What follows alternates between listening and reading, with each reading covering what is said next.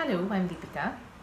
So this week in our latest podcast, we met with the founder of Daily Dump, Curio-city Kasturi, and the conversation with her was to look at how much waste are we consuming and then what at an individual level is it possible to do. And the conversation got me thinking about my own use and consumption of single-use plastics. So I decided to borrow one of the tools that the good people at Daily Dump have created called How I Buy, and I decided to map something that I consume a lot of, which is snacks. And now it might seem like we've always had plastic in our homes and in our lives, but till not so long ago, there were actually a huge range of alternatives that we were all using.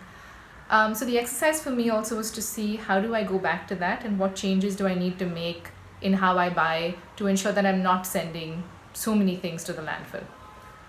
So I decided to choose something I buy a lot, which is snacks, and specifically to look at how many sort of packets of chips and biscuits I consume because those are my go-to snack options.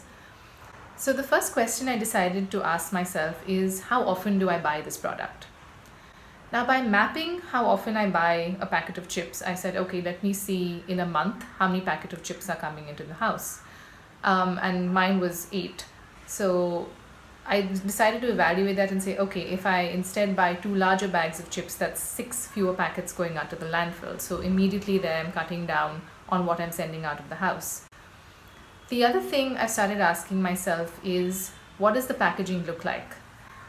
Now, when I say that, what I mean is how many layers of plastic and packaging do you need to unwrap before you get to the actual thing that you want to eat? And especially these days, a lot of these biscuit companies have individually wrapped cookies or a large bag of biscuits with smaller individual packets of biscuits within it.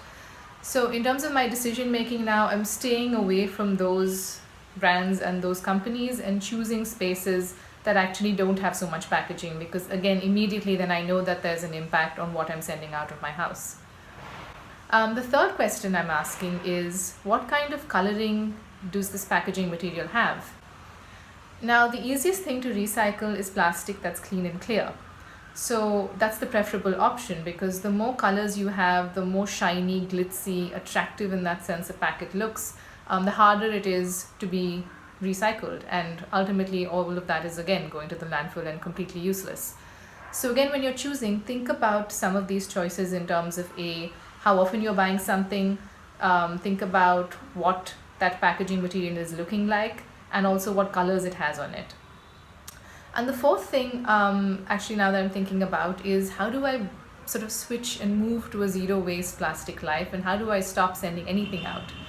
And one of the things that I found really easy and that almost comes naturally now that I've got into the habit of doing it is to carry my good old steel dabba with me wherever I go. And it's something I use to take to my local bakery, and so my chips are going straight from there into my home and there's absolutely nothing being sent out.